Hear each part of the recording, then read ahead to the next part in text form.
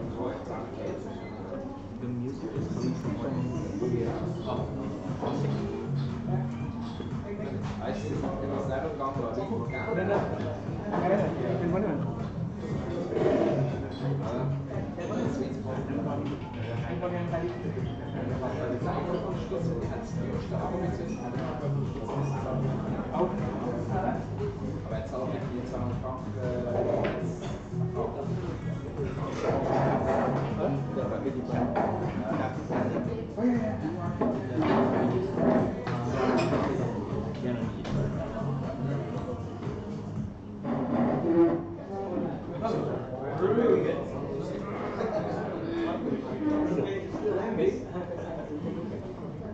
All right.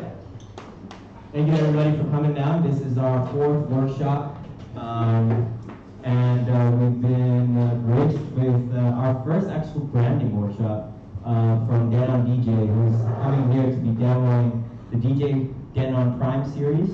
And just before we start, I just wanted to just say a couple of things that I missed out last time.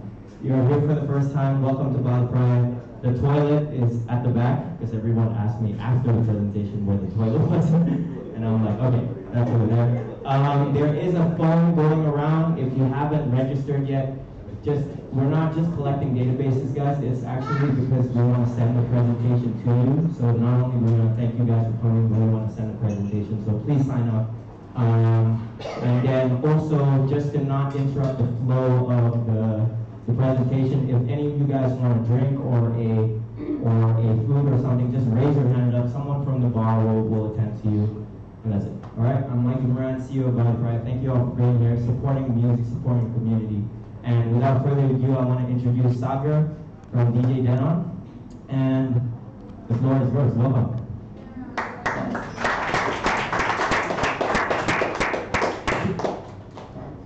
Hello, good evening everyone. Firstly, thank you for being here. And a big thank you, of course, to Bali Praia and DJ Echa for supporting Denon. So today we'll be actually discussing the Denon DJ Prime series. It is the club series from Denon. It's the flagship players.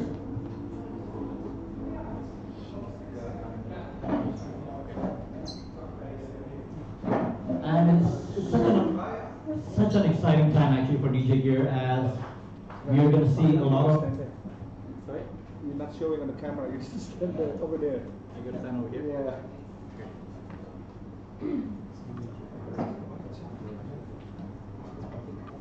Okay, perfect. Okay. Sorry.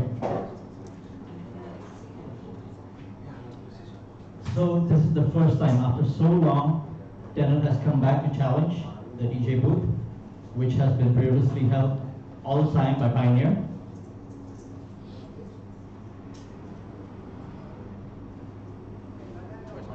Sorry. Okay. Probably a lot of you are wondering where has Denon been all these years? They have disappeared. They've not been releasing products.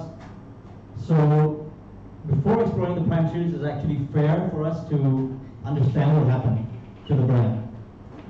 So basically in 2000.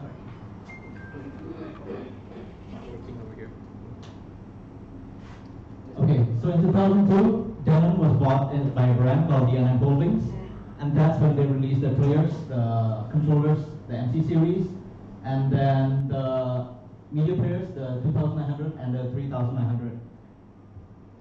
So after that, there was a lot of problem with the company in that they were not releasing any firmware updates. They were being very slow to their customers, and what happened was, I think what happened, they went under. So after that, Denon DJ was bought over in 2014 by a brand called In Music, company called In Music. So In Music, it's a company, it's an American company. They hold several different brands.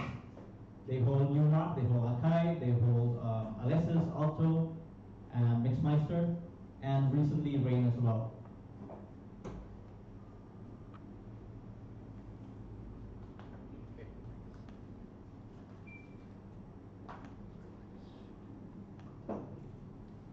So it's you can think of Denon DJ as actually a new brand.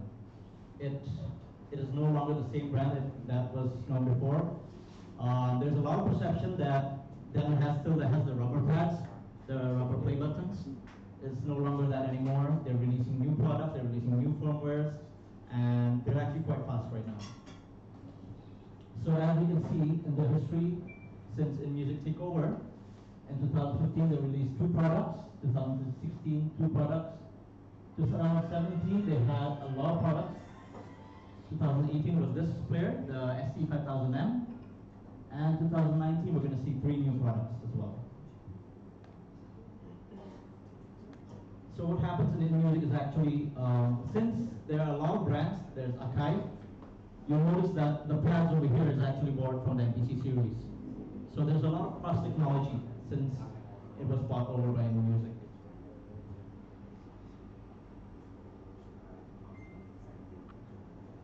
So without further ado, let's explore the Prime series.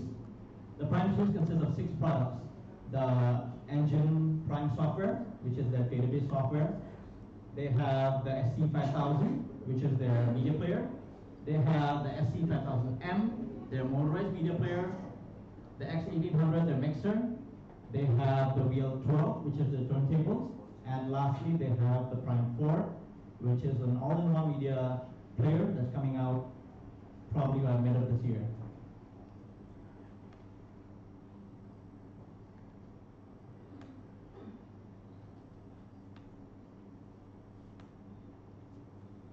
So let's first discuss Engine Prime. Engine Prime is the software for Denon DJ, like what the box is to Pioneer.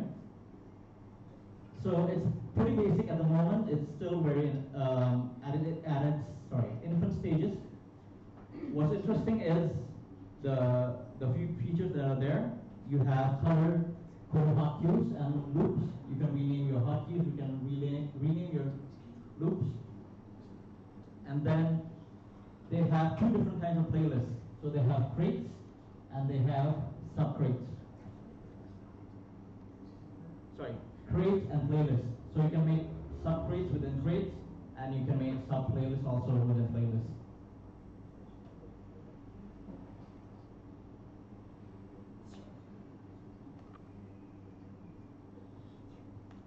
In Engine Prime, you can try the software. You have 2 layers to try out different kinds of music and see how they work together. And they have a very powerful filtering system as well, which lets you scale down huge libraries into keys or by artist or genre. You can filter them out pretty quickly.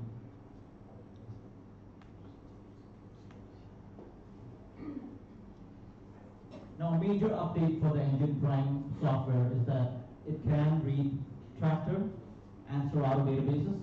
So you can instantly take out your crates from Serato. They'll come out right in the screen. And you can take out your Tractor playlist as well. They come out on the screen.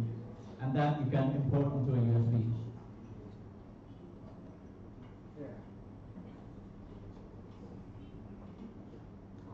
Let's take a look at the mixer, first of all.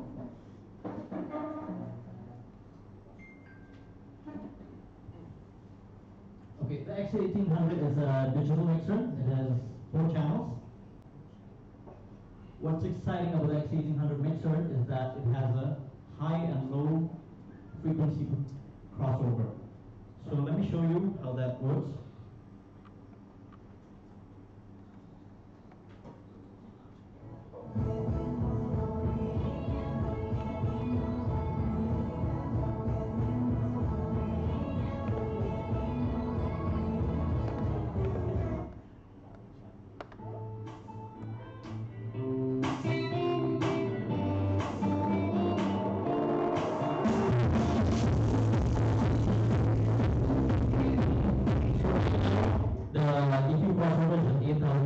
We can set it all the way to the first place.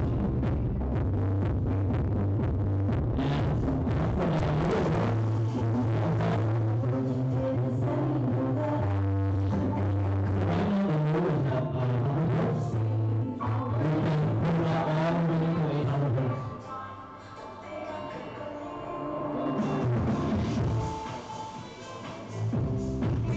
So what's cool about this is that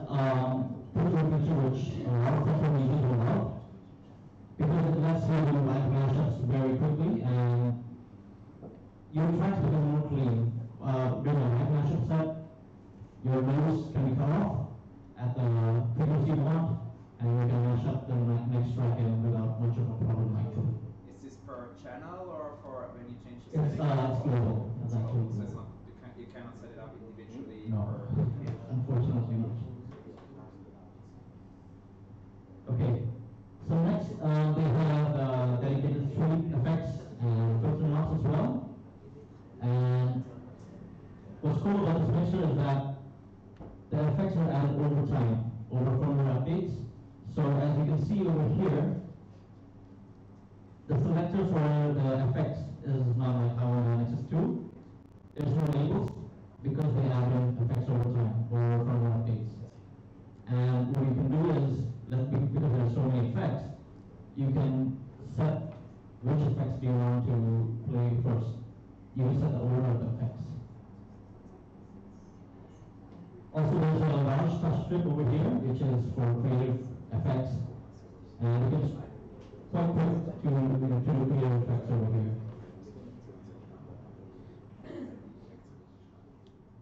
At the back, which you can't see right now, we have a LAN block, which you can connect all your players. You can connect up to 4 players over here. And you can connect the PC as well to send data of the faders and the EQ, which will translate into data conversion for videos.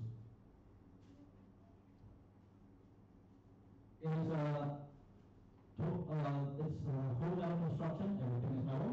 So it's quite a heavy mixer.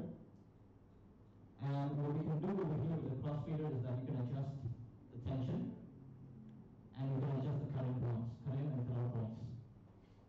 So you can take out the crossfader and then use a screwdriver to adjust the tension of the fader. So right now it's pretty light, we can make it a lot more heavier than this. So next, moving on to the comparison between the Nexus 2. The X1800, the Denon mixer, has a flex fader, which is adjustable. It's comparable to the Magwell Pro on the S9. And the fader starts on this mixer is via LAN, whereas on the Nexus 2 is via an additional cable. The EQ, you can customize the EQ, whereas on the Nexus 2 it's standard, you can't do anything about it.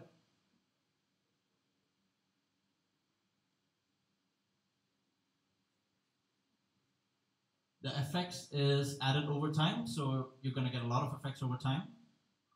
And the sound quality from what we have tested so far, it is louder, it is more detailed, and you have more clarity. And we have tested this in a few places as well. We have heard a lot of reviews where people have tested it in the Ministry of Sound in UK or in Las Vegas, and the results are all the same. It sounds way better. This has a LAN hub, it has a touch strip, a huge touch strip, and that's all for the mixer. Next we'll move on to the SC5000, which is the cream of the crop actually. So the SC5000, at first glance you'll see it has a huge touchscreen. Now the touchscreen is of capacitive technology, unlike what's on the Nexus 2 is resistive. So this means you can touch to zoom. You can pinch to zoom, sorry. You can scroll through your tracks. And the thing is, most of the buttons over here are you can touch.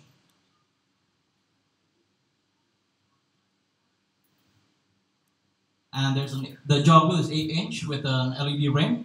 So now the LED ring, you can actually change the colors to what you want. So in this case, I can change it to red, purple, whatever I want. And then on top of that, it has an on-screen jog wheel display. Now this, it actually shows the artwork of the track. But in this case, you can put on your own logo. In this case, there's the Bali Praia logo. And when you turn the loop encoders, it shows the values as well over here. If you would like to color on the ring, does it save it on your USB or you have to put it manually on each stack? No, it saves on the USB, yeah. You can, there's an option here. You can save your settings. There.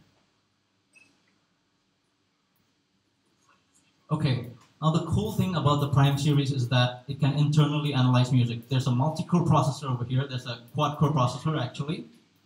So I'm going to go here and just load in a track that I haven't analyzed. And as you can see, it's going to analyze the track in a bit. You can, of course, you can play the track. Sorry. I didn't see the fader.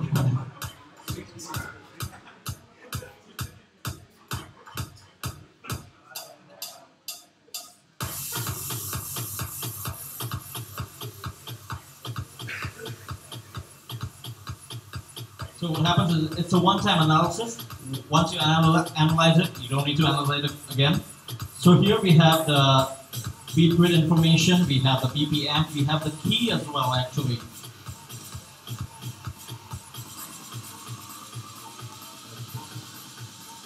And oh sorry, we have a performance trigger pads over here for creative mixing. So if you're coming from a controller background, this is gonna sound very, very familiar. It's gonna feel so familiar. We have hot cues. And what's new over here is we have loop cues. Loop cues behave the same as hot cues, but it's just that they're loops.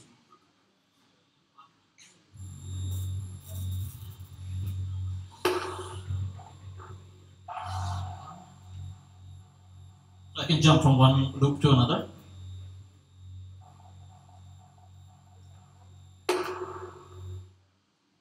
And then we have the roll effects as well.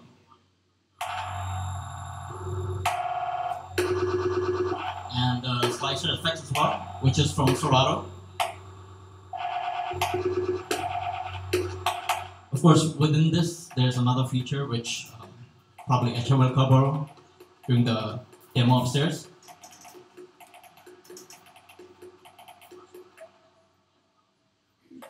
So the next feature is actually my favorite feature. There is a dedicated beat jump button.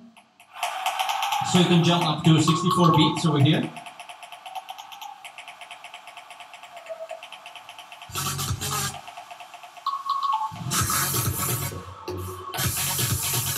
You can go up to 32 beats, which you can't hear.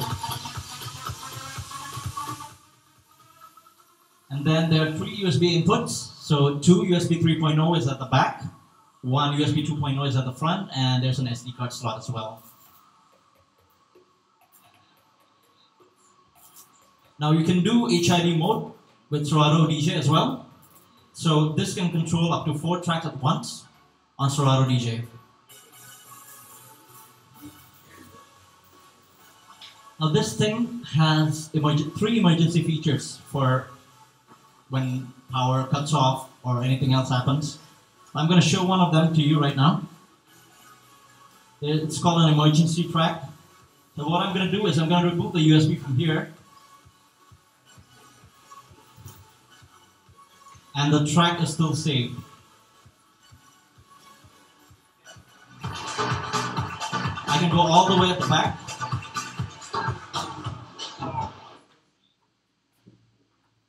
And then I can go back and play the track again. So it's not an emergency loop, it's an emergency track.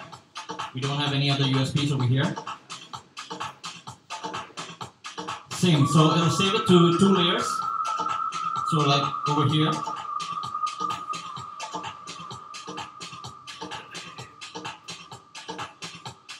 Next is what they call emergency power. So let me just quickly unplug this player.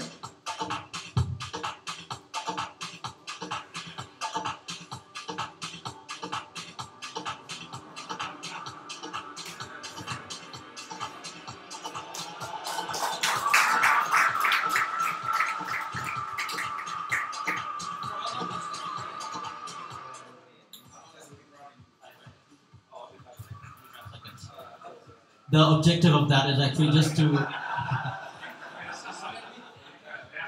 You thought you were getting a wireless player, huh?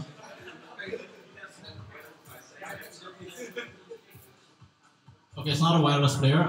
It runs for 5 seconds only because the objective is just to eject your USB. To safely eject your USB, that's all. Now the third emergency feature is dual decks. So one player can actually play 2 tracks at once. So let me just load in the track.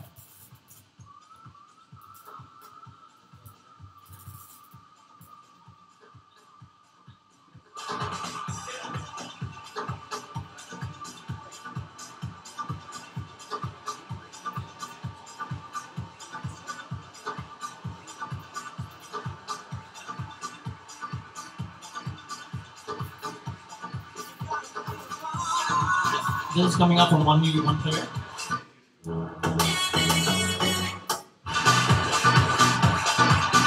And you can sync it across actually.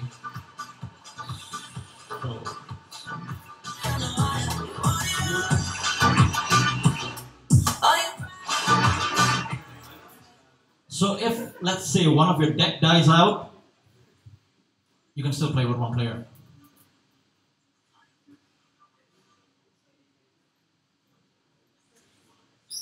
So that's a lot of features. Trust me when I'm saying I'm skipping a lot actually. This thing is actually loaded with a lot of features.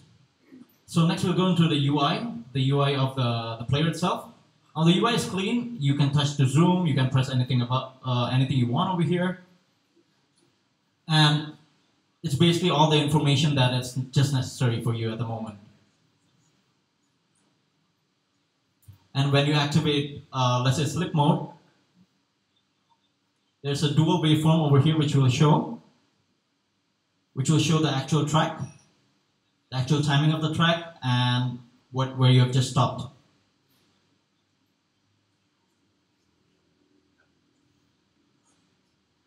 Now for the track UI, it's very, very clean as well. You have access to your playlist, you have access to your crates, you have access to your preparation folder, and it is all just very fluid, very intuitive to use. Feels like a phone, yes.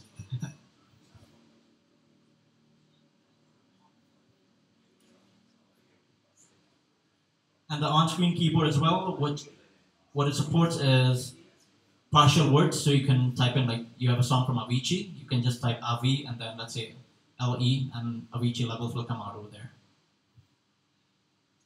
So lastly, the last piece of hardware is the 5000M. This is the latest one that's been released last year actually. So it's exactly the same as the SC5000. The only difference is that it has a motorized platter and it's much, much heavier. Now the motor is a brushless motor, which is, compared to brush motors, it is much more efficient. It does not get corroded easily, and it's less susceptible to electromagnetic interference. And the motor is adjustable. You can select a high torque or low torque, and if you want, you can turn off the motor as well. And this will function like a CDJ platter.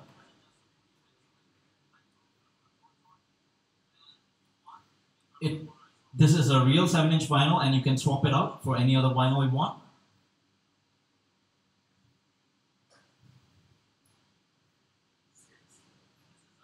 And yeah, it's seriously a lot of fun. Trust me, you gotta try it out. It's a lot of fun. Okay, lastly, let's compare the M's and the SC5000 compared to the Nexus 2. The SC5000 series has 2 layers. The display is capacitive compared to resistive from the CDJs. It runs at 50 frames per second, so later on when you get to try it out, you're going to see how smooth the screen is. You don't have any of the stutter and lag which you get with the Nexus 2. It has an on-jog display on the 5000s, not on the M's. And you have a customizable jog wheel LED.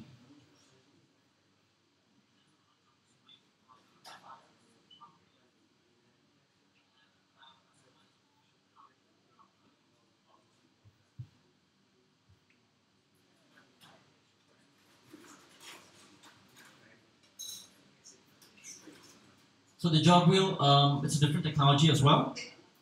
The one over here is a capacitive jog wheel, same as the screen. The one on the Nexus 2 is a mechanical jog wheel. It has 8 pads for hot cues, whereas on the Nexus 2 it's 4 shared pads. It has a better key lock algorithm than the CDJs. It's comparable to what is on the ones on Ableton. It has 3 USB sources compared to 1, and it can analyze your track on board. So what's cool about this player is actually, if you have a record box stick, you can plug it in and it'll analyze all your playlists, all your hot cues, And so you're good to go actually.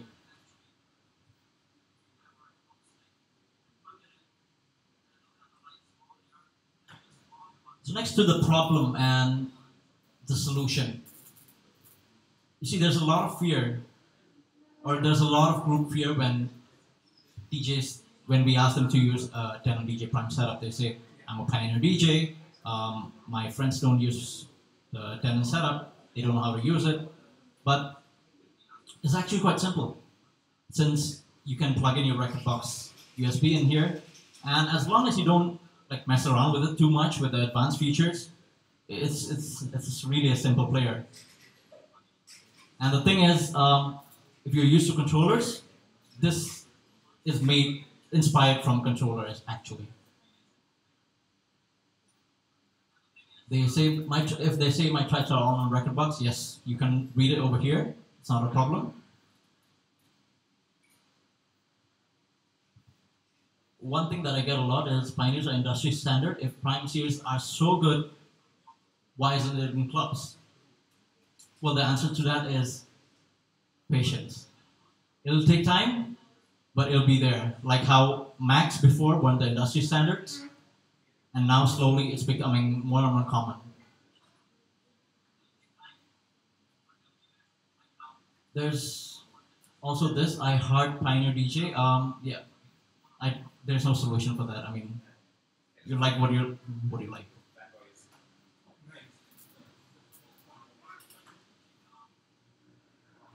Another problem is it's too expensive. It's actually the whole price of the Prime series is actually cheaper than the Nexus 2. But if it's still too expensive, there is a new player coming out. It's called the Prime 4. It's an all-in-one player. Consists of all of this in one single unit. The next one, that's frankly, I get this a lot. Wait till Pioneer comes out with a CDJ 3000. The thing is, the CDJ 2000 Nexus 1 was released in 2012. The Nexus 2 was released in 2016. So logically, the new player will be in 2020. It's how the industry works. So why should you switch when you're already comfortable on whatever setup you have? Have you heard the saying that once you go Mac, you won't go back? It's the same thing, and DJ Echa will probably be a testament for that. It feels like you're downgrading, going back to the Nexus 2 system. It has superior technology, and the thing is, this technology is for 5 years. Denon has a 5-year plan, so these players are not going to just end up here. There are a lot of firmware updates, there are a lot of upgrades that are coming out next.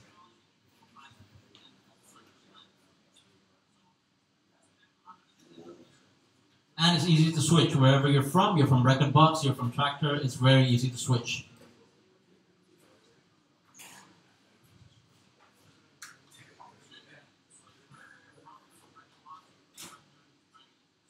Now for firmware updates, the SE5000 has been updated over 4 times in 1 year. The mixer has been updated only once. Engine Prime software has been updated 3 times.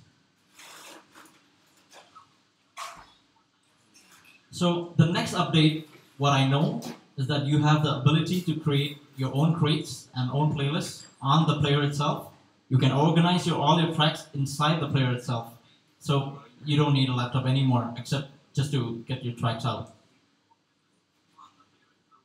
So the Prime series has been used by a lot of DJs, Laidback Luke, as you guys know, Oliver Heldens, Kenny Dope, DJ Zardonic, Shaquille O'Neal, Chris Armada as well.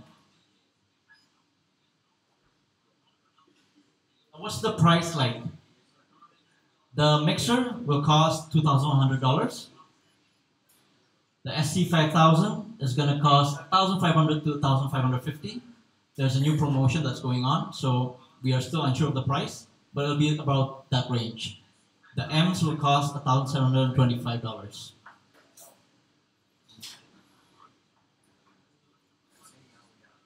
And that's all I have for the Prime series. I hope you guys enjoyed, and I can't wait for you guys to try it out. Thank you, thank you.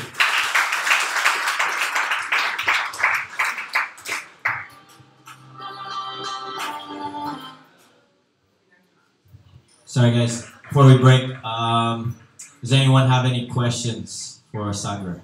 Me. You can use record box. Yeah. Have you been following the presentation, Fadi? No, and then you said it's all engine prime.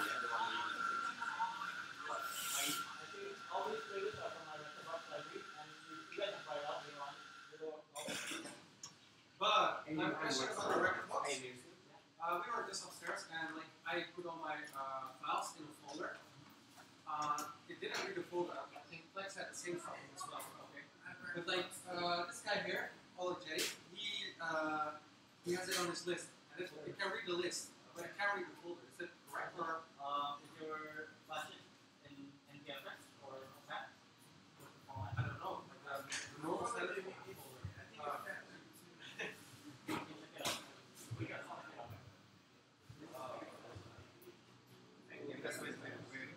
Just put songs and Pioneer still read the tracks. But if it doesn't read, it's still read. So with this, it doesn't read at all.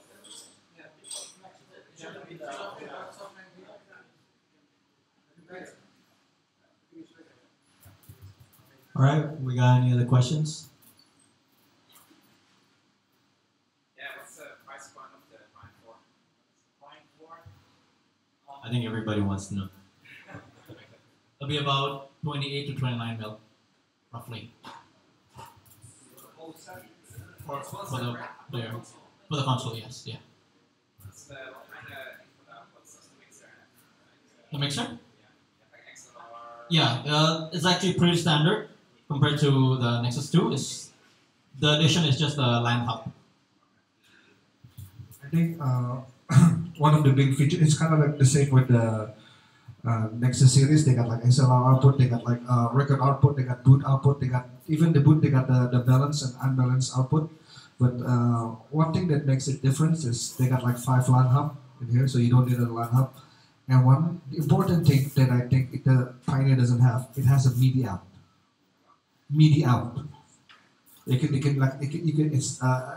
use a MIDI jet, and you can, for example, if you're doing a live show where you're using a lot of like MIDI controllers, not MIDI device, not software like Ableton, like you're using like a TR-808 or everything that needs a MIDI clock. This mixer can work as a MIDI clock, and you can sync it up with all the other like MIDI device, like samplers or sequencers or synthesizers.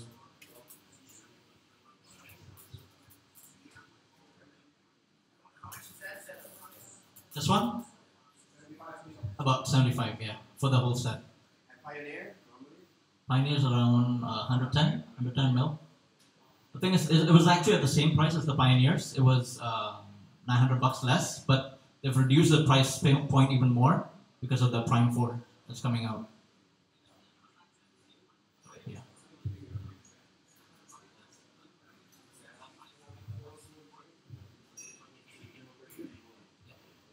Are there any more questions? Thought we'll try out the Prime series. We're gonna take like a 5-10 minute break in case anyone wants to go to the bathroom, but if not, make your way upstairs. We got a demo from DJ Echa who's been practicing all week, and he's a master. Okay, anyway, thank you for coming down. I just want to give a shout out to the Little Media Store and also DSX for supporting this. Thank you for coming, Bali Praia, and yeah, let's go upstairs and check out this demo.